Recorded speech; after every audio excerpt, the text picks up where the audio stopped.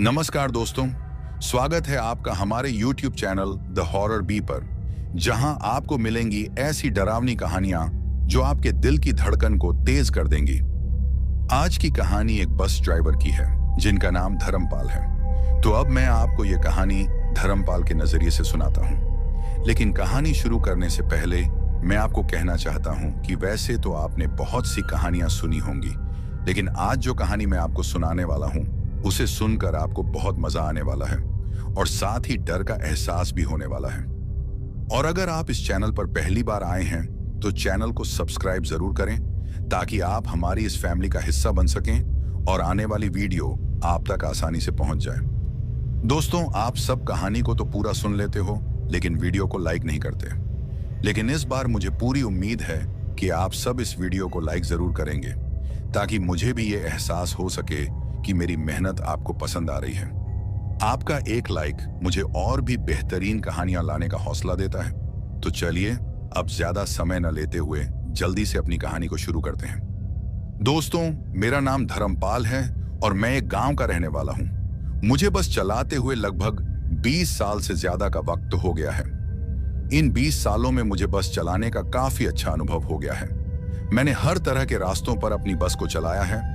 मैंने सुनसान हाईवे भी देखे हैं और कच्चे रास्तों पर भी अपनी बस को चलाया है। दोस्तों, मैंने अपनी जिंदगी में बहुत सफर किया है, लेकिन एक सफर ऐसा था जिसने मेरी पूरी जिंदगी को बदल कर रख दिया था। आज भी जब मैं उस मनहूस रात को याद करता हूं तो मैं सिहर जाता हूं। दोस्तों, वो रात इतनी भयानक हो सकती थी, मैंने कभी सोचा भी नहीं था। आज भी जब मैं रात को सोता हूं तो मुझे अपनी आंखों के सामने वो मंजर दिखाई देता है और उस मंजर को याद करके आज भी मेरे रोंगटे खड़े हो जाते हैं। दोस्तों, एक और बात मैं आप सबसे कहना चाहता हूं और वो बात यह है कि जो भी बातें मैं आप सबको इस कहानी में बताऊंगा उसका ताल्लुक सीधा कहानी के साथ होगा।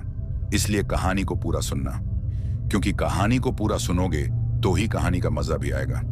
खैर, अब सीधे अपनी कहानी पर आते हैं। दोस्तों, जो हादसा मेरे साथ हुआ था ये आज से 19 साल पहले की बात है। अब आप में से बहुत से लोग ये सोच रहे होंगे कि 20 साल तो मुझे बस चलाते हुए हो गए हैं और जो हादसा मेरे साथ हुआ वो 19 साल पहले कैसे। तो आपको बताता चलूं कि जब मेरे साथ ये हादसा हुआ था तब मुझे सिर्फ 1 साल ही हुआ था बस चलाते और मैं नया नया था। खैर, मैं अपने बारे में बात करूं तो उस वक्त मेरी उम्र यही कोई 25 या 26 साल की होगी और काफी वक्त तक मैं बेरोजगार ही रहा। मतलब कि मुझे कोई अच्छा काम नहीं मिल रहा था।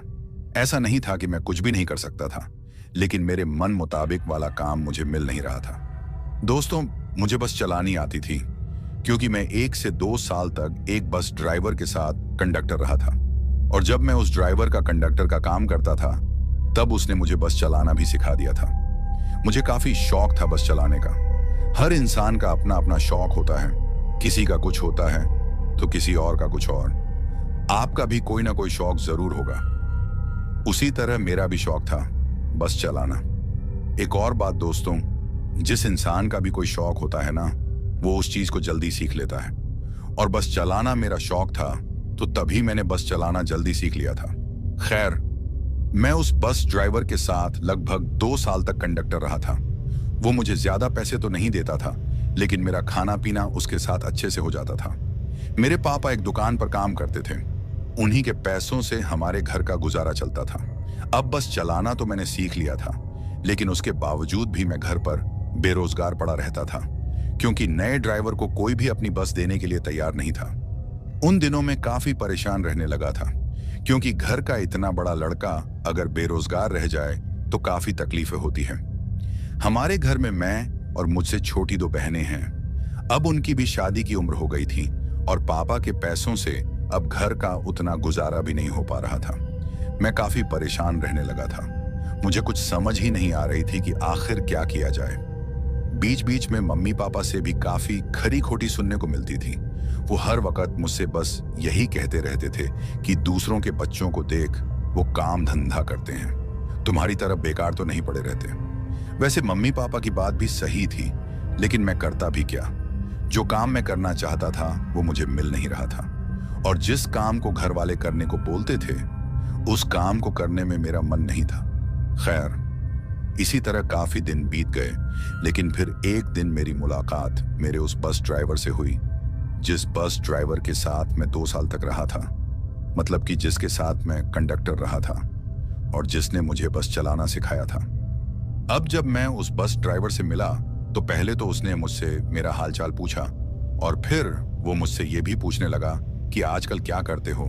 तो उस बस ड्राइवर की बात सुनकर मैं उससे कहता हूँ कि उस्ताद जी, मैं तो अभी कुछ नहीं करता, बस काम की तलाश में हूँ। तो मेरी बात सुनकर वो मुझसे कहता है कि तुमको तो मैंने बस चलाना भी सिखा दिया था और तुम एक मेहनती इंसान भी हो, फिर भी तुम्हें कोई काम क्यों नहीं मिल रहा? क्या तुम्हें कोई बस नहीं मिली चलाने को? तो उस बस ड्राइवर की बात सुनकर मैं उससे कहता हूं कि बस चलानी तो सीख गया उस्ताद, लेकिन कोई भी बस का मालिक बस देने को राजी नहीं है, क्योंकि नए ड्राइवर को बस मिलना काफी मुश्किल होता है।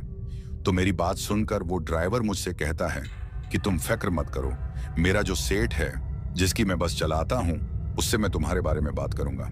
अगर उसके पास तुम्हारे लिए कोई काम होगा तो मैं तुम्हें बता दूंगा।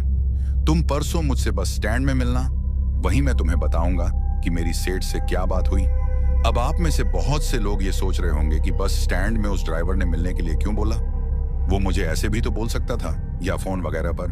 तो आपको बताता चलूं कि जिस वक्त की मैं आपको बात बता रहा हूं, उस वक्त ये मोबाइल फोन नहीं होते थे, या शायद अगर होते भी थे तो हम लोगों तक पूरी तरह से पहुंच नहीं पाए थे और शायद उस वक्त काफी महंगे भी मिलते होंगे। खैर, जो बस ड्राइवर मुझे मिला था वो दूसरे रूट पर बस चलाता था और मैं किसी काम से उस तरफ गया था, तो तभी मेरी मुलाकात उससे हुई थी। अब जब उस बस ड्राइवर ने मुझसे ये कहा कि मेरे बारे में वो अपने सेठ से बात करेगा, तो उसकी बात सुनकर मैं बहुत खुश हो जाता हूँ, क्योंकि मुझे पता था कि वो बस वाला कोई ना कोई जुगाड़ मेरे काम के लिए जरूर लगाएगा, क्योंकि उस बस ड्राइवर से मेरी काफी अच्छी बनती थी। खैर, अब एक और दिन बीतने के बाद मैं उस बस ड्राइवर की कही बात के अनुसार बस स्टैंड पहुंच जाता हूं और फिर कुछ देर बाद मेरी मुलाकात उस बस ड्राइवर से हो जाती है।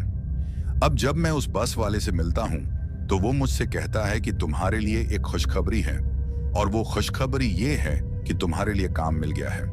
मैंने अपने सेठ से तुम्हारे लिए बात की, काफी कोशिश के बाद मैंने सेठ को मना लिया है। उसके पास एक बस है और वो काफी दिनों से उस बस के लिए कोई अच्छा सा ड्राइवर ढूंढ रहा था। फिर मैंने तुम्हारे बारे में उसको बताया और ये भी बताया कि आप एक बार मेरे कहने पर उस लड़के को बस दे दो, वो काफी ईमानदार है, क्योंकि काफी वक्त से उसने मेरे साथ काम भी किया था। मेरी बात सुनकर मेरे सेठ ने मान लिया है और अब वो तुम्हें बस देने के लिए राजी हो गया है। अब उस बस वाले की बात सुनकर मैं काफी ज्यादा खुश हो जाता हूँ और उसका शुक्रिया अदा करता हूँ। उसके बाद वो बस वाला मुझे अगले दिन से काम पर आने को कहता है। उसकी बात सुनकर मैं हामी भरता हूँ और फिर घर लौट जाता हूँ। दोस्तों, उस दिन जितनी खुशी मुझे हुई थी, शायद आज तक मैं उतना खुश नहीं हुआ, लेकिन शायद मैं इस बात से अनजान था कि ये जो खुशी थी ये ज्यादा वक्त तक नहीं रहेगी। मैंने कभी सोचा भी नहीं था कि ये बस चलाने का काम मुझे एक दिन मेरी जान को जोखिम में डाल देगा। खैर, अब जब मैं घर पहुंचा तो ये बात सुनकर मेरे मम्मी पापा काफी खुश हो जाते हैं, क्योंकि अब उनको इस बात की तसल्ली थी कि चलो अब उनका बेटा भी काम धंधा करेगा, 4 पैसे कमा लेगा।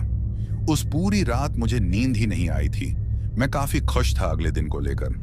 अब जब अगला दिन हुआ तो मैं ज्यादा देर न करते हुए उस ड्राइवर के बताए पते पर चला जाता हूँ, और जब मैं वहां पहुंचता हूं तो मेरी मुलाकात फिर से उसी बस ड्राइवर से हो जाती है जिसने मुझे बस सिखाई थी। उसके बाद वो मुझे अपने सेठ से मिलाता है और फिर थोड़ी बहुत बातें करने के बाद मुझे बस मिल जाती है। दोस्तों, एक और बात जो मेरे लिए किसी लॉटरी से कम नहीं थी, और वो बात ये थी कि जो रूट मुझे मिला था बस चलाने का, उसमें मेरा गांव भी आता था।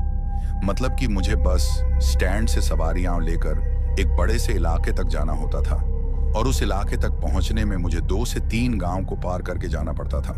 और मेरे लिए अच्छी बात यह थी कि उन 3 गांव में मेरा गांव भी आता था, और अपने गांव से बस को गुजारना उस जमाने में एक बड़ी बात होती थी। मतलब कि उस वक्त लोग बस ड्राइवर की बहुत इज्जत करते थे और उसे एक बड़े आदमी की तरह देखते थे। खैर, अब जब मुझे वो बस मिली तो मैं बहुत खुश था। मैंने पहले दिन भगवान का नाम लिया और बस को लेकर अपनी मंजिल की तरफ चला गया। मुझे उस बस के साथ एक कंडक्टर भी मिल गया था। उसका नाम नरेश था। नरेश काफी होशियार लड़का था और मेरी ही उम्र का था। खैर, उसके बाद हम लोगों ने बस स्टैंड से सवारियां उठाईं और फिर अपनी मंजिल की तरफ चल पड़े। मेरा बस पर पहला दिन बहुत अच्छा गया। हम लोगों को सवारियां भी अच्छी खासी मिली थी। मेरी बस का जो सेठ था उसने मुझे अच्छी सैलरी देने का वादा किया था और उसने मुझसे यह भी कहा था कि अगर तुमने अच्छे से काम किया और इस बस से अच्छी खासी कमाई हुई तो मैं तुम्हारी सैलरी को और भी बढ़ा दूंगा। अब उस सेठ की ऐसी बात सुनकर मैं और भी ज्यादा खुश हो जाता हूँ। खैर, अब उस रूट पर चलते चलते मुझे काफी दिन हो जाते हैं और फिर वो दिन महीनों में बदल जाते हैं। मेरे गांव में मेरी बहुत इज्जत होने लगी थी। मेरा काम हर दिन अच्छे से चल रहा था और मैं अच्छा खासा पैसा कमा रहा था। अब जब मैं उस बस से अच्छा खासा पैसा कमाने लगा तो मेरे गांव में बहुत से लोग मुझसे जलने लगे। वो अंदर ही अंदर मुझसे नफरत करने लगे थे। हालांकि जब मैं उनके सामने होता तो उस वक्त तो वो मेरी झूठी इज्जत करते थे, लेकिन पीठ पीछे वो मुझसे काफी जलते थे और ये बात मैं अच्छे से जानता था।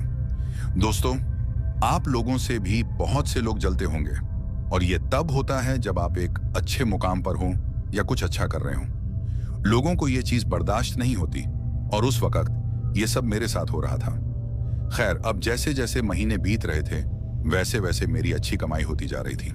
शायद भगवान मुझ पर काफी खुश था। अब ये मेरी अच्छी किस्मत थी या कुछ और, ये मैं नहीं जानता, लेकिन जो भी चल रहा था काफी अच्छे से चल रहा था। हमारे गांव में एक घर ऐसा था जो हमारी तरक्की से बहुत जल रहा था। जब मैं बेरोजगार था तब भी वहां के लोग मेरे घर में आकर मेरे माँ बाबूजी को जलील करते थे। उस घर में एक बुढ़िया औरत थी, वो मेरी तरक्की से काफी जलती थी। अब इस बात का मुझे पता नहीं था कि वो ऐसी क्यों थी, लेकिन मेरे बस चलाने के बाद उसकी जलन काफी ज्यादा बढ़ गई थी। खैर, हर बार की तरह एक दिन मैं सवारियां लेकर उस बड़े इलाके से बस स्टैंड के लिए आ रहा था और जब मैं अपने गांव के पास पहुंचा तो मुझे एक बूढ़ी औरत हाथ देती नजर आती है। सुबह के 11 बजे होंगे। अब जब मैं अपनी बस को थोड़ा करीब लाता हूं तो मैं देखता हूं कि वो बूढ़ी औरत कोई और नहीं बल्कि हमारे ही गांव की वही बुढ़िया होती है जो हमारे घर से जलती थी। और इस बूढ़ी औरत का जिक्र मैंने अभी कुछ देर पहले किया भी है। खैर, अब जब मैं उसके पास पहुंचता हूं तो मैं अपनी बस को रोकता हूं और फिर वो बूढ़ी औरत बस में चढ़ जाती है। बस में चढ़ने के बाद वो बूढ़ी औरत मेरे साथ वाली सीट पर बैठ जाती है। उसके बाद मैं उस बूढ़ी औरत से पूछता हूं, अम्मा, आप कहाँ जा रही हो? तो मेरी बात सुनकर वो मुझसे कहती है, मुझे शहर जाना है बेटा।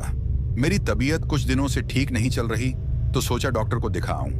उस बूढ़ी औरत के साथ उसका पोता भी था और वो भी मेरी ही उम्र का होगा।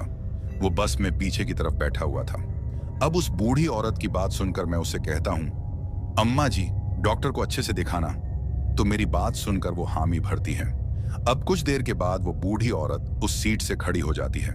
अब उसको उस तरीके से उठते देखकर मैं उससे कहता हूं, अम्मा, कहाँ जा रही हो?